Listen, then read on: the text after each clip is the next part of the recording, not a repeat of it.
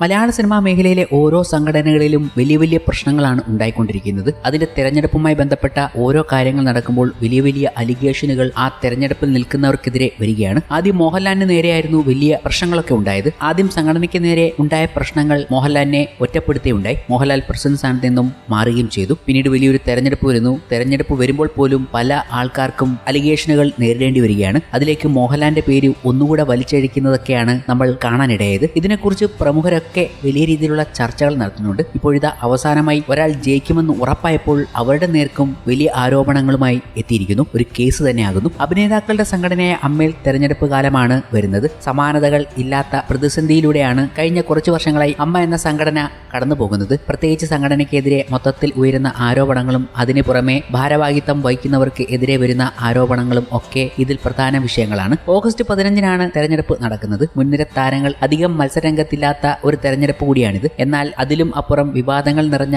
ഒരു സമയത്തിലൂടെയാണ് അമ്മ കടന്നു പോകുന്നത്. തെരഞ്ഞെടുപ്പ് അടുത്തിരിക്കെ അമ്മയിലെ അംഗങ്ങളിൽ പലരും ചേരിതിരിഞ്ഞ് പരസ്പരം ആരോപണങ്ങൾ ഉന്നയിക്കുകയും ചിലർ അപ്രതീക്ഷിതമായി മത്സരരംഗത്ത് നിന്നും പിന്മാറുകയും ഒക്കെ ചെയ്യുന്നുണ്ട്. അതിനെക്കുറിച്ച് സംസാരിക്കുകയാണ് ഇപ്പോൾ സംവിധായകൻ ശാന്തിവള ദിനേശ്. അമ്മയുമായി ബന്ധപ്പെട്ട വിവാദത്തിൽ സരിത നായർ രംഗപ്രവേശനം ചെയ്തതിനെക്കുറിച്ചും അദ്ദേഹം പ്രതികരിച്ചു. ബാബുരാജിനെതിരെ സരിത ആരോപണം ഉന്നയിക്കുമ്പോൾ മോഹൻലാലിന്റെ പേര് പരാമർശിച്ചതും അദ്ദേഹം എടുത്തു പറയുന്നുണ്ട്. ഒരു നടൻ സ്ത്രീയെ തെറി പറഞ്ഞെന്നും ശാന്തിവള ദിനേശ് കൂട്ടിച്ചേർക്കുന്നു. അമ്മയിൽ തെരഞ്ഞെടുപ്പ് നടക്കുകയാണ്. മോഹൻലാൽ, മമ്മൂട്ടി, സുരേഷ് ഗോപി, ദിലീപ് ഒന്നുമില്ല മുന്നിൽ നിൽക്കാൻ. ഗണേഷ് ഒന്നുമില്ല. ഇതിന് താഴെയുള്ള ആൾക്കാർ ഒന്നായപ്പോൾ ഞാനാണ് രാജാവ് എന്ന് കരുതി ഓരോന്ന് കാണിക്കുമ്പോൾ ആണും പെണ്ണും എല്ലാം തെറി വിളിക്കുന്നത് കേൾക്കുമ്പോൾ രാജിവെക്കുന്നത് കാണുമ്പോൾ 15-ാം തീയതി എങ്ങനെയെങ്കിലും കഴിഞ്ഞു കിട്ടിയാൽ മതിയെന്നാണ് ഞാനടക്കമുള്ളവർക്ക് തോന്നുന്നത്. ഒരു പാനൽ ഉണ്ടാക്കി ജനറൽ ബോഡിയിൽ പാസാക്കി എടുക്കേണ്ടതാണ് അമ്മ പോലെയുള്ളവർക്ക് ഭൂഷണം. ഇനിയെങ്കിലും പാനൽ അവതരിപ്പിക്കുക. തെരഞ്ഞെടുപ്പുകൾ ജനാധിപത്യപരമാണ് എന്ന് പറഞ്ഞ് നടക്കരുത്. കാരണം ഇവന്മാർക്ക് ഒന്നും അത്തരം ജനാധിപത്യ ബോധം ഒന്നുമില്ലെന്നേ. നിർമ്മാതാക്കളുടെ സംഘടനയിലും പ്രശ്നങ്ങളുണ്ട്. അവരെ ഒരു തരത്തിലും സംഘടനയിൽ ഇനി അടുപ്പിക്കരുത്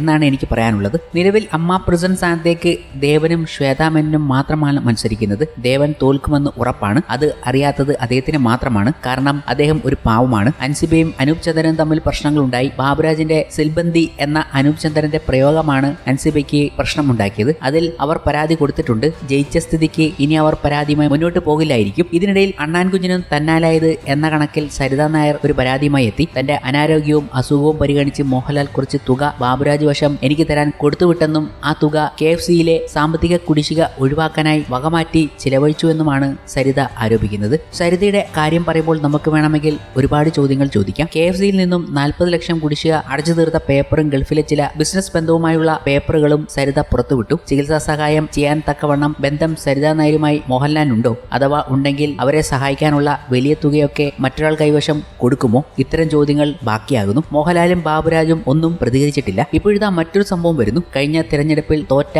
നാസർ ലത്തീഫ് എന്ന നടൻ ജയൻ ചേർത്തലയെ വിളിച്ച് ജയിച്ച സ്ത്രീകളെ കുറിച്ച് തെറി പറയുന്ന വോയിസ് മെസ്സേജ് ആണ് വന്നത്. മനസ്സു വിഷമം ഉണ്ടാകുന്ന കാര്യങ്ങൾ ഉണ്ടാകും. അതുകൊണ്ട് ജയനെ വിളിച്ച് പറഞ്ഞത്. അദ്ദേഹത്തിൽ നിന്ന് ഒരിക്കലും പ്രതീക്ഷിക്കാത്തതാണ്. അത്രയും നിലവാരമില്ലാത്ത തെറിയാണ് പറയുന്നത്. ഇങ്ങനെയുള്ള കാര്യങ്ങൾ വിലയിരുത്തുമ്പോൾ ഈ കളത്തിൽ നിന്നും പോയ മോഹൻലാലിനെ വരെ വീണ്ടും ഇതിലേക്ക് വലിച്ചിഴക്കുന്നതാണ് മറ്റൊരു വിരോധാഭാസം. ഇതൊക്കെ അവിടെ നിൽക്കുമ്പോൾ അമ്മ പ്രസിഡന്റ് സ്ഥാനത്തേക്ക് ജയിക്കുമെന്ന് ഉറപ്പായ ശ്വേതാമേനോനെതിരെ വരെ ഇപ്പോൾ കേസ് വന്നിരിക്കുകയാണ്. നടി ശ്വേതാമേനോനെതിരെ എറണാകുളം പോലീസ് കേസ് രജിസ്റ്റർ ചെയ്തിരിക്കുന്നു. മാർട്ടിൻ മേനാച്ചേരി എന്നയാൾ നൽകിയ പരാതിയിലാണ് കേസ്. കോടതി നിർദ്ദേശപ്രകാരം കേസെടുത്തിരിക്കുന്നത്. ശ്വേതാമേനോൻ അഭിനയിച്ച സിനിമകളിൽ അശ്ലീലമുണ്ട് എന്നാണ് പരാതിക്കാരന്റെ ആരോപണം. അശ്ലീല ചിത്രങ്ങളിലൂടെ നടി പണം സമ്പാദിക്കുന്നുവെന്നും പരാതിയിൽ പറയുന്നുണ്ട്. താരസംഘടനയായ അമ്മയുടെ പ്രസിഡന്റ് പദവിയിലേക്ക് ശ്വേതാമേനോൻ മത്സരിക്കവെയാണ് കേസ് വന്നിരിക്കുന്നത്. അടുത്തിടെ നടൻ അനൂപ് ചന്ദ്രനെതിരെയും പോലീസ് കേസെടുത്തിരുന്നു. താരസംഘടനയിലെ ചേരിപ്പോരിന്റെ ഭാഗമാണോ തുടർച്ചയായ പരാതികൾ എന്ന സംശയവും ഉയരുന്നുണ്ട്. ശ്വേതാമേനോനെതിരെ പരാതിയിൽ വിചിത്രമായ കാര്യങ്ങളാണ് പറയുന്നത്. ശ്വേതാമേനോൻ നേരത്തെ അഭിനയിച്ച സിനിമകളും പരസ്യങ്ങളിലും അശ്ലീലമുണ്ട്